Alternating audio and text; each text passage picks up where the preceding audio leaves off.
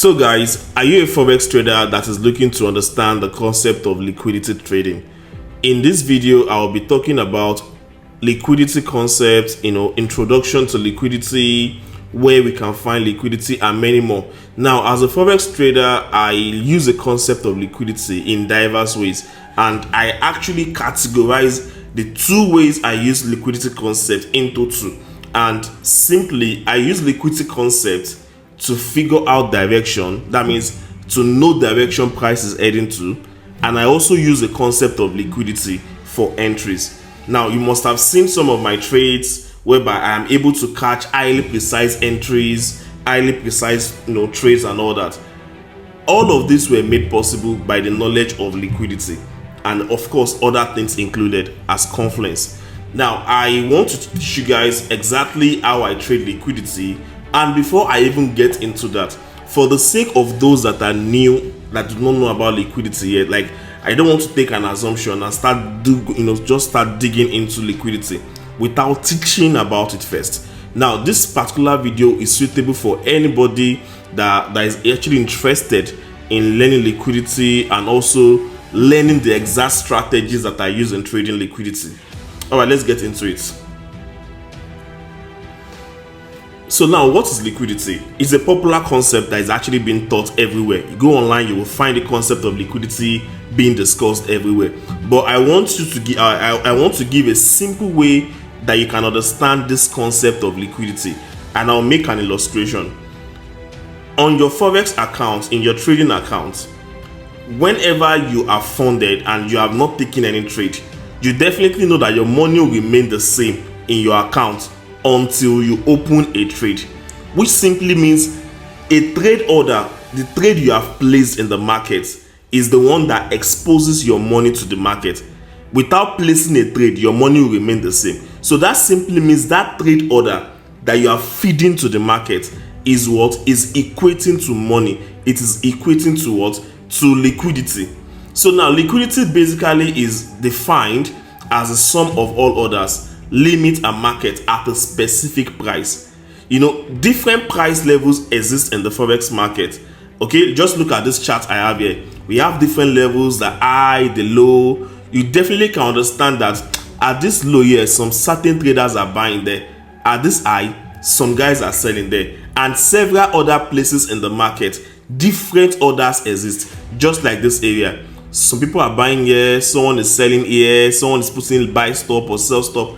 Different trading orders are being placed in the market all around. So we can assume and say that what? Liquidity is everywhere. Okay, you can see that I have it here. Liquidity is everywhere, which means trading orders are placed everywhere in the market. So why is this concept of liquidity now important? Like, okay, if liquidity is everywhere, how do I want to take concern us? Now, let's take a look at what are the trading orders that we are talking about when we say liquidity is everywhere, which means trade orders are everywhere. So we are talking about the buy order, your sell order, where you put your stop loss, where you put your stop orders, your buy stop and sell stop. And this is just the sum of all the orders we are talking about. Okay, let's move on to the next one. Now, on this next one, we want to talk about where exactly can we find liquidity, since we have assumed that liquidity is a concept that can be found everywhere. Now, where exactly can we now find this liquidity? Okay, and most importantly, where do we find this liquidity in abundance? It's not just enough to say liquidity is everywhere. Now, if this guy is everywhere, then why are we still interested in knowing more about it? Then we talk about liquidity pool. Okay, liquidity pool is where we talk about where in the market that we can find this our so-called abundance liquidity. Okay, so let me read out what we have here. So we already established that liquidity refers to market orders, which I said earlier. So now, where do we focus on? Like, where exactly are we supposed to be looking at mostly when we are looking for liquidity? Now, I will be making a reference to a simple concept or something that we are familiar with, and that is the concept of support and resistance. So I understand that as a retail trader or as a beginner in Forex, you must have at one point or the other learned about support and resistance. Now, this simple concept of support and resistance, we want to use it to our advantage here. Now I will be making an illustration using the support zone. Let's go to it. Now this is a support zone, which simply a support zone is an area that we have buyers.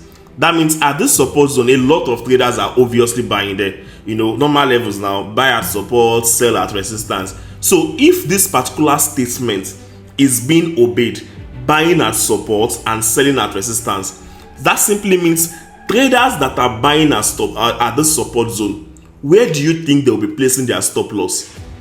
Anybody buying at the support already knows that he or she is supposed to you are supposed to put your stop loss below that support zone. And remember, we explained earlier that liquidity simply refers to trade orders, which simply means if a majority of traders are buying at support and they have placed their stop loss below that support, then we can expect to find. Now look at this. Look at this. See that when a lot of people are buying, when we have a support, someone is buying here, someone is buying here, someone is buying here, their stop losses are placed all below that support, which means there is a lot of orders found at what? Below the support. Now when we have such kind of thing like this, an area in the market that we find this so-called large liquidity or large trade orders, we call that area liquidity pool. Just like swimming pool now, plenty water. So that means a liquidity pool is an area that we can expect to find liquidity in abundance. Remember, liquidity is everywhere, but we can find it in abundance in certain areas, and that is what we are looking at here. Now, going on from that, or moving on from that, I also want to now show you, coming back to the real situation now. In the real situation, like in real time market now, the easiest, now put this down in your notes, the easiest place we can find liquidity is what? At a swing high or a swing low. Shikena, very easy. Just take it from me that the easiest place you can find liquidity is either at a swing high or at a swing low. It's as simple as that. Then we move on from there. So looking at this chart here, I marked several swing highs and lows, indicating that at this point or this high, this low, we have liquidity at those areas. Okay, so simply put, liquidity is found simply at a swing high or a swing low. Okay, let's move on. The next topic or the next subtopic here is going to be on types of liquidity. Now, I don't joke with this topic at all. Remember, I mentioned something at the start. I said I use the concept of liquidity in two major ways. The first is to figure out where price is heading to, and the second is to figure out entries. That means I use the concept of liquidity to determine direction of the market, and I also use the concept of liquidity to get my entries. So first, I will be talking about the directional bias, how to use liquidity to figure out your directional bias. Now, this video today is going to talk a little bit about that. In the coming episodes, I'll focus on the second episode I'll be having. We focus more on the directional bias with liquidity. Then the third episode is going to focus on entries. Okay, that one is going to be a bang. Trust me, you don't want to miss out that third episode. But before we get there, let's talk about the types of liquidity. Now, the knowledge of the type of liquidity matters a lot. This one is important. The higher the type of liquidity, the stronger it is. So we have major types, three major types of it. We have the major liquidity, medium, and minor. So for today, you are still going to get familiar with these types of liquidity. So guys, get familiar with these types. The major liquidity, we are talking about the previous yearly high or low, previous monthly high or low, and many more like that. So let's move on from there. Now we are here. This is now where liquidity concept starts getting interesting. Liquidity hunt or stop hunt. Now, you see this particular tag, this liquidity hunt or stop hunt, it is having several names. Like, it has several names across, because a lot of traders have different names for it. You can hear liquidity sweep, it is still the same thing. You can hear liquidity grab, it is still the same thing. So there are several names that are being used to describe it. And what does this particular thing mean? The market makers, when they want to place their orders, there's something we call willing participants and unwilling participants. You and I both know that the so-called market makers, they actually place their orders in bulk. Let me use that word, in bulk, right? Now, if the market makers want to place their buy orders, definitely this large sum of orders that they want to place, for them to activate their buy orders, that means there must be a counter sell order. I'm sure you're still thinking about that. It's simple. We are Forex traders, Abi, and in Yoruba we call us karakata, buying and selling, right? So that means if you want to buy, there must be a willing seller, and that makes a trade happen. Now, if the market makers, the so-called market makers, the so-called financial institutions, when they want to buy, if there is no availability of seller, that means if clearly I want to buy something now and there's no seller, definitely a trade will not happen. Now, these guys can now manipulate their way into creating the seller. Now, let's take a look at this support zone example I made earlier.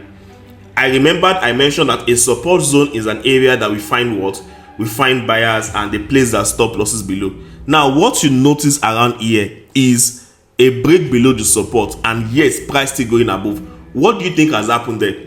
Remember, I mentioned something that when the market makers want to place their trade, they need what? They need the counter order for them to be able to place their trade. Because if they want to buy, let's say they're buying 10 million now, just for example now, that means there must be a seller of 10 million worth as well. Now, if they don't have these adequate sellers, they can now create something like that, or look for where they have adequate sellers, which in this case, people buying at this support place their stop loss below. And don't forget, the stop loss you use for your buy order is actually a sell. If you don't get that also, let's take it that you buy something at 500 and you have a stop loss at 400. Now, the stop loss at 400, what you are telling the market is that this thing I bought at 500, though, when it goes higher, obviously you'll be in profits. You know that, right? But if it tries to go against me and it gets to 400, I'll sell it off. Which means your stop loss is being triggered, but it is a sell order that is activated, which is your contract is sold at a lower price. And obviously you see what happens now, your trade will close. So that means that your stop loss is a sell order. Now, to the market makers, it's like binary. These guys only recognize two language, buy or sell. So regardless of the fact that you are putting buy limits, sell limits, all those ones doesn't matter. The only thing that they recognize is buying or selling, which means you are placing stop loss below a support. The market maker is saying sell. Remember, your stop loss is equivalent to your sell order too. So that means they are saying sell orders there, and you only place stop loss there. So what do you think they can do? Remember, they want to buy and they are looking for where the sellers are. Now, they can drive price down to hit your stop loss, which obviously must have experienced many times, price eating you out and then going your way several times. I'm sure you must have seen that several times. Now, the action there is just simple. I want to buy, I'm a bigger boy, I want to buy, and there's no adequate seller.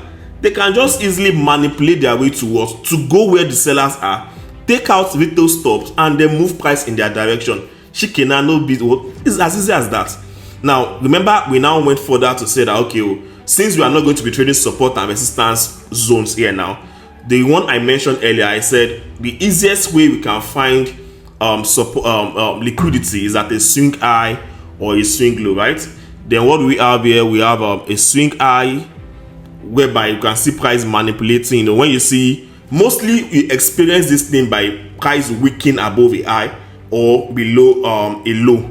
We don't get a candle close above. You understand? So this is one indication of what we call the stop hunt. All right, so let's move on. Now look at this experience here. This is a previous high, a major high, and you see how price wicked out of that high and then dropped. Now, mostly liquidity hunt or stop hunt is a concept used for reversal. Whenever you hear the concept of liquidity hunt, we are talking about reversal. That is just what it is. We are talking about reversal. I hope you guys are still following me. Let's go to the next one. Now, the difference between liquidity hunt and liquidity run is very simple. Now, remember I mentioned something, right? At every swing high, there's liquidity. Okay, and if price gets to a swing high, just as in this case, and price actually got to a swing high and read out liquidity. Now I use the word read to refer to a stop hunt. That means when price gets to a high, there's a read of liquidity. That means there's a kind of a stop hunt above that high, right? So two things can either happen at a high, which is either a read or a run. Now a read is the stop hunt, whereas a run is simply price breaking above, like a normal breakout. You know, let's say you're having higher high and higher low. So obviously this swing high, there's liquidity there. Now when price is breaking above, when you see a body close above, we call that what liquidity run. So that's like a normal thing that signifies continuation. Okay, remember, liquidity rate or stop hunt or liquidity, whatever you want to call it, refers to or signifies reversal, whereas a liquidity run signifies continuation. I think that is easy to understand. Let's move on. So you can see this high where I put the red. You see price is breaking above. Normally you see a close above this high signifies continuation. Now at this point whereby we did not have a close above, what do you see next? We saw a reversal happening. So this is one example out of many examples you can find. Okay, so common types of liquidity rates. We have three major types of liquidity rate.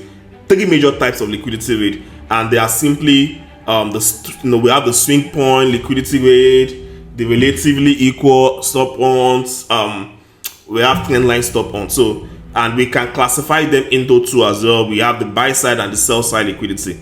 So let's take a look at them one after the other. This is a swing point liquidity rate. I don't have a chart example of each of them because of time.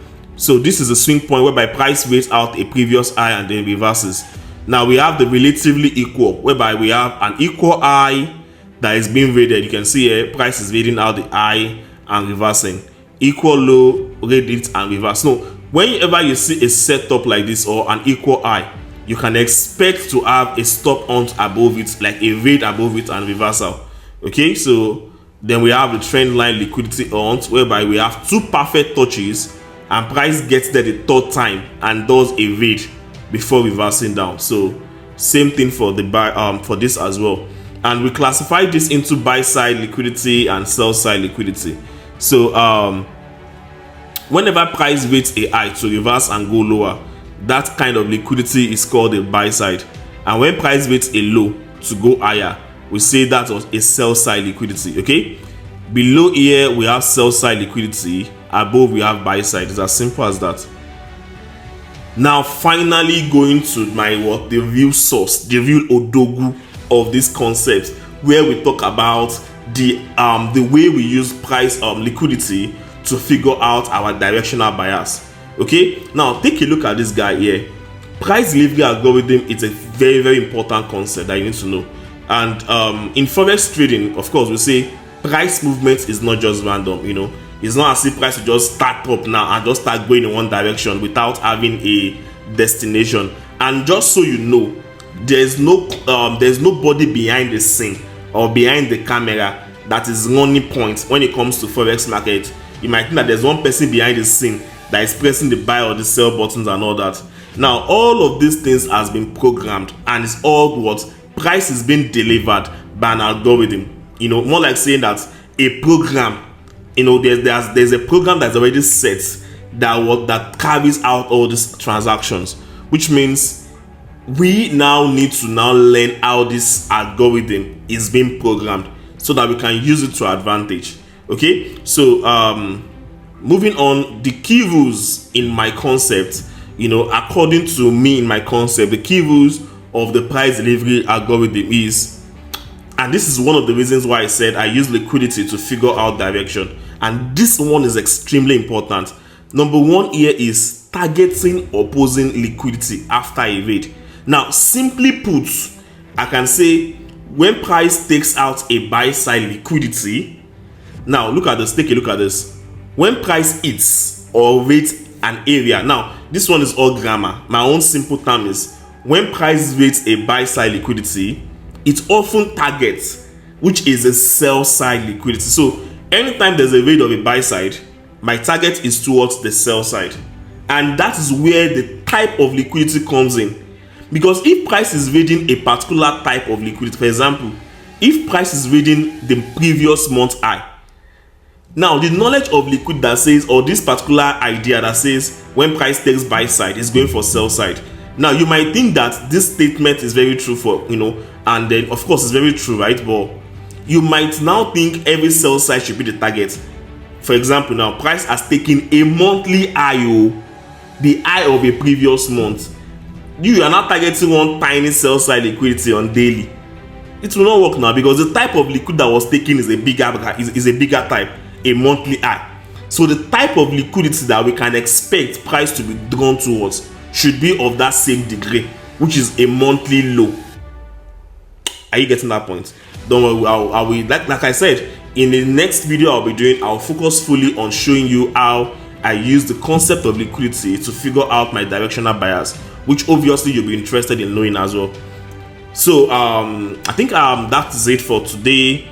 I hope I've been able to shed more light to your knowledge of liquidity concept, and trust me, there's loads and loads and loads more of knowledge from where this is coming from. Okay, so I will be giving out the next video real soon, and I hope you guys will benefit greatly from this knowledge. Now, if you have learned something from this class or from this teaching, I want you to make a repost about this video. Let's create more engagement. The encouragement I get from making this video is what would drive me to say I want to make other videos like this to teach about this popular concept, and show you my own way I look at those things, my own little way I look at the concept of liquidity, and how I use it greatly to my own advantage.